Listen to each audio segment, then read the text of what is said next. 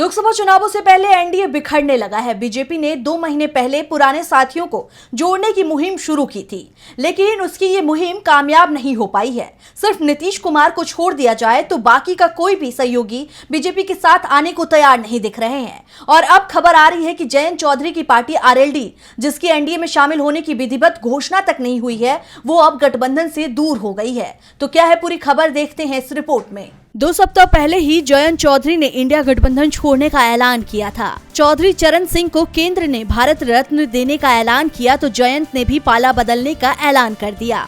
RLD NDA का हिस्सा बन गई। वैसे इसका औपचारिक ऐलान तो नहीं किया गया था, लेकिन बीजेपी और आरएलडी नेताओं के बयानों से साफ हो गया था कि जयंत अब एनडीए का हिस्सा बन गए हैं। लेकिन 2 सप्ताह के अंदर ही जयंत और बीजेपी के बीच बात बिगड़ गई है।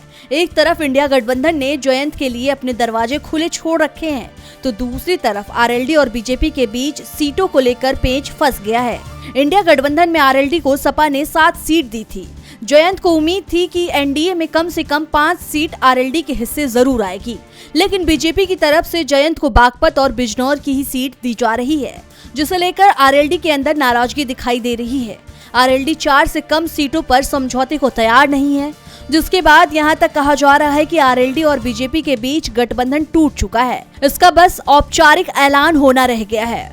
दूसरी ओर आरएलडी नेताओं का भी जयंत पर एनडीए छोड़ने का दबाव पड़ रहा है। राहुल गांधी की भारत जोड़ो न्याय यात्रा में आरएलडी के कई नेता और कार्यकर्ता शामिल हुए हैं। 27 फरवरी को यूपी में राज्यसभा की 10 सीटों पर होने वाले मतदान में आरएलडी के विधायक सपा उम्मीदवार के पक्ष में वोटिंग कर सकते हैं। डीबी लाइव की रिपोर्ट।